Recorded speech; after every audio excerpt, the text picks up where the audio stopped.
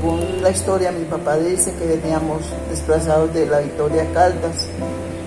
Llegamos a Puerto Triunfo, yo venía muy pequeña, no recuerdo. Pero mi papá cuenta que él llegó a Puerto Triunfo porque el desplazamiento en ese entonces no era guerrilla y no se llamaba que es que la chusma, entonces era la guerra entre liberales y conservadores. Entonces mi papá era conservador, él estaba en una parte donde era muy liberal y tuvo que salir de la noche a la mañana con la ropita nomás.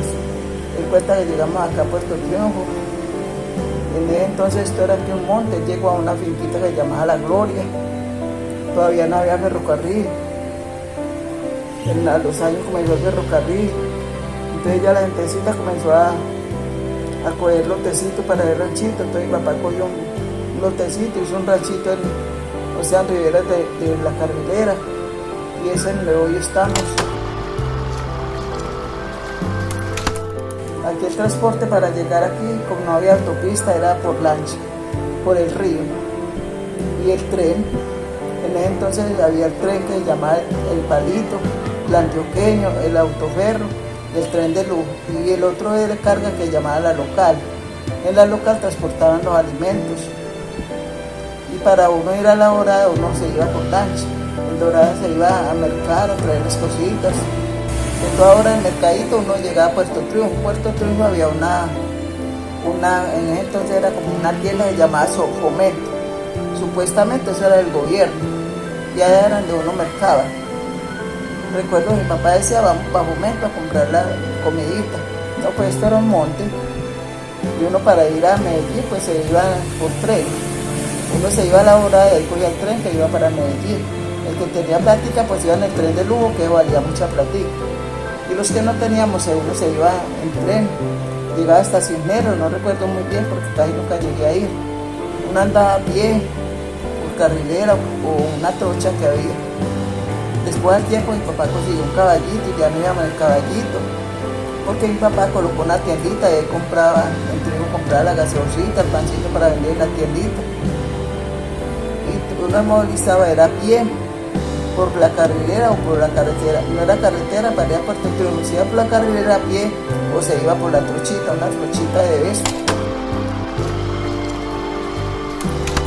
La primera iglesia que conocí es la que hay aún. Cuando eso existía el Padre Henao, que recuerdo mucho, mi papá era oficial de construcción, mi papá era el que mantenía haciendo los trabajos a él, pues era muy allegado al padre. Entonces era el que le iba a hacer los trajitos a la casa a curar. Los fines de semana pues eran normalitos, como mi papá era peluquero, le llegaba mucha gentecita a peluquear.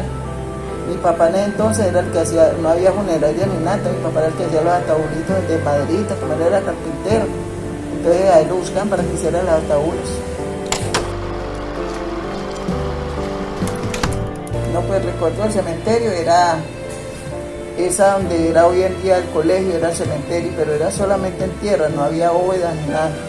Pues toda la gente lo enterraban ahí en tierra. Mi papá me cuenta que ahí quedó la mamá de mi papá, porque eso alcanzó a traer a la mamá de él, ya nosotros nomás. Y ya mi mamá, la abuelita se murió y ya mi papá quedó solito con nosotros por aquí. La gente de Santiago del Río siempre ha vivido de la ganadería, luego de limoncitos, ya comenzaron la gente a coger limón. Eso se sobrevivía de las fincas y de los limones. Mi papá pues vivía de la peluquería y la carpintería. Mi papá era el que hacía las cositas de madera por ahí, que peluqueaba, la gente trasculaba. El Puente de La Paz comenzó a hacer la carretera. Vinieron los gringos en ese entonces a hacer la carretera. Pues en ese entonces yo estaba muy niña todavía, uno no sabía qué era.